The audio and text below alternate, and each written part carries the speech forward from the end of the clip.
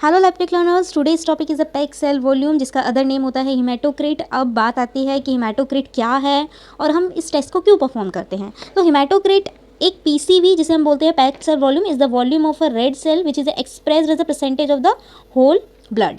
मतलब कि ये आरबीसीज का एक ऐसा वॉल्यूम एक्सप्रेस करता है in the form of a percentage. Okay, ये एक नॉन स्पेसिफिक टेस्ट है।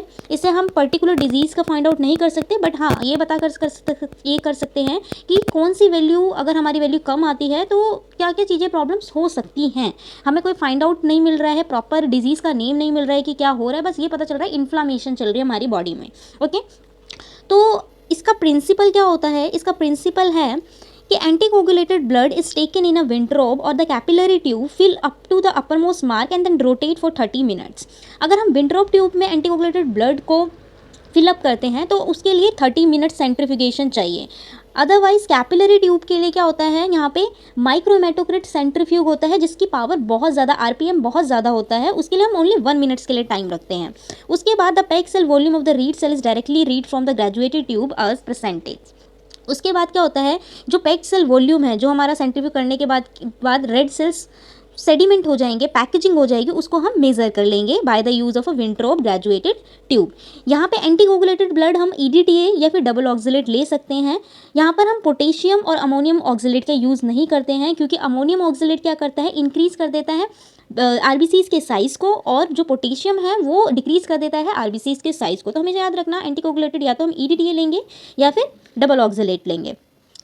फिर इसके बाद आता है कि जो विंट्रोब ट्यूब है, मैं यहाँ पे आपको बता देती हूँ, ये विंट्रोब ट्यूब होती है जहाँ पर मार्किंग, ग्रेजुएटेड मार्किंग होती है। यहाँ पे 100% और यहाँ पे 0%। ओके, तो एक तरफ तो मार्किंग टॉप टू बॉटम है और एक तरफ मार्किंग बॉटम टू टॉप है। जो टॉप टू बॉटम होती है, दो जगह मार्किंग होती है, तो वो जो होती है वो हमारी पीसीवी के लिए होती है, top to bottom, top to bottom. और बॉटम टू टॉप वो होती है ईएसआर के लिए। तो ईएसआर और पीसीवी दो डिफरेंट टेस्ट होते हैं। ईएसआर जो कि सेडिमेंटेशन रेट को बताता है और PCV percentage of the whole blood को बताता है। ठीक है, आता है हम इस टेस्ट के लिए कौन कौन से मेथड यूज़ करते हैं। इस टेस्ट के लिए बेसिकली हम 2 मेथड यूज़ करते हैं। एक आता है मैक्रो हिमेटोक्रिट मेथड, एक आता है माइक्रो हिमेटोक्रिट मेथड।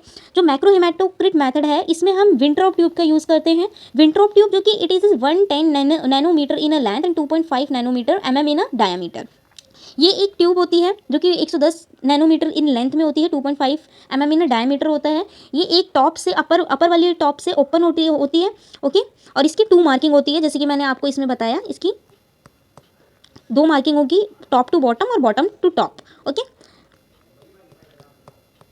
इसके बाद आता है प्रोसीजर। प्रोसीजर है हमारा जो फर्स्ट मेथड में विंट्रोब ट्यूब से fill the Wintrobe tube up to upper most mark with the help of a faster pipette और द सीरिंज। सबसे पहले हम क्या करेंगे, अपना जो ब्लड स्पेसिमेन है उसको फिलअप कर देंगे।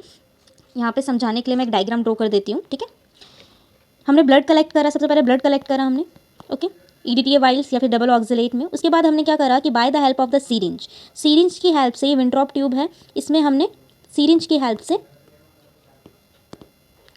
हेल्प से इसको हमने अपर मोस्ट मार्क तक ब्लड तक फिलअप कर दिया। ओके,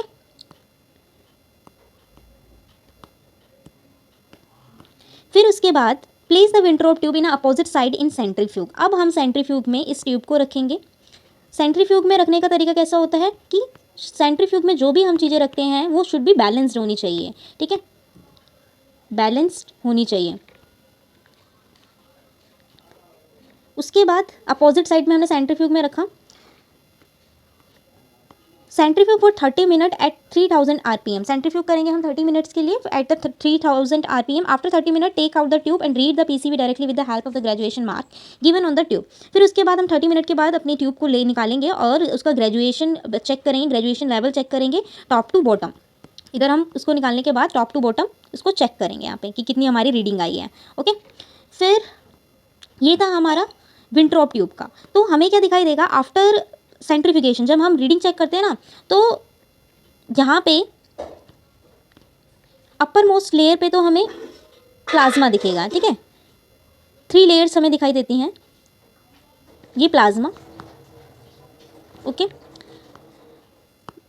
नीचे वाले में पैकेजिंग हुई है आरबीसीज की, तो यहाँ RBCs और मिडल लेयर में बफी कोट, RBC और बीच वाली लेयर वाइट जो है इसमें है बफी कोट, जिसमें कि हमारे WBCs प्रेजेंट होते हैं, WBC and the platelets. Okay, तो हमें 3 लेयर्स दिखाई देंगे इसमें, और you can measure the value of PCB top to the bottom. Second आता है हमारा micro haematocrit method. Micro haematocrit method काफ़ी अच्छा मैथड है, बेस्ट मैथड माना जाता है, क्योंकि यहाँ पे जो ब्लड स्पेसिमेन है वो बहुत कम रिक्वायरमेंट में चाहिए हमें, वही 2 to 3 ड्रॉप्स यहाँ पे चाहिए होता है। Okay, by using the capillary tube, by using capillary tube से हम ये करते हैं micro haematocrit method. Anticoagulated blood is centrifuged in a seal capillary tube, then PCB is determined by a special haematocrit reader. तो इधर क्या होता है, यहाँ पे देख सकते हो, यहाँ पे मैंने छोटा सा निमोनिक की जैसे मैंने बनाया है कि जो कैपिलरी ट्यूब है, ये कैपिलरी ट्यूब ऐसे दिखाई देती है, दोनों साइड से ओपन होती हैं, और इसमें ना बहुत कम रिक्वायरमेंट ऑफ ब्लड स्पेसिमेन चाहिए, वो फिंगर प्रिक से हम फिलअप कर लेते हैं इस कैपिलरी ट्यूब को, और जो एक एंड पे हम क्ले या वैक्स या बाय हीटिंग से इसको क्लोज कर देते हैं। ठीक है, और उसके बाद हम सेंट्रीफ्यूग फॉर 3000 RPM के लिए रखेंगे। अदर सेंट्रीफ्यूग में जो बैलेंसिंग है वो प्रॉपर होनी चाहिए, फॉर 1 मिनट्स के लिए करते हैं इसको। Check with the card reader. अब क्या करेंगे, एक स्पेशल कार्ड रीडर होता है यहाँ पे, इस टाइप का कुछ दिखाई देता है ये कार्ड रीडर। तो हम इसमें काफ़ी सारे चैम्बर्स होते हैं, तो हम एक कैपिलरी के लिए, मतलब एक कैपिलरी, दूसरी, तीसरी, चौथी, पांचवी, मतलब ऐसे हम कैपिलरीज काफ़ी सारी रख सकते हैं। तो मैंने एक ही कैपिलरी के लिए करा है, एक टेस्ट के लिए ही करा है। तो 0 to 100% ये परसेंटेज वैल्यू है, तो आप देख सकते हो, और इसके कंपैरिजन में ये आपकी रीडिंग शो अप करेगा। तो बस कैपिलरी के थ्रू जहाँ पे हमारा टॉप टू बॉटम देखना होता है, तो हम ईजिली अपने PCB की वैल्यू डिटरमाइन कर सकते हैं। ओके, तो ये सबसे ईजीएस्ट मेथड होता है और सबसे अच्छा भी माना जाता है, एक्यूरेसी भी बहुत काफ़ी अच्छी होती है इसकी। ठीक है, नेक्स्ट आता है, ये मैंने प्रोसीजर पूरा लिखा है। Feel the capillary tube about 3/4 length with the blood specimen, जो मैंने आपको बताया। सील द अनदर एंड, जो कि मैंने क्ले और वैक्सेस से उसको सील कर दिया। Place the tube in a micro haematocrit tube या सेंट्रीफ्यूग। अब प्लेस करेंगे ट्यूब को हम सेंट्रीफ्यूग में, micro haematocrit 13,000 RPM for 1 minute. After centrifugation use the HCT reader for finding the value of HCT haematocrit. Okay, इसके बाद आता है normal value. Normal value male में होती है 42 to 50% एंड फीमेल में होती है 36 to 38%।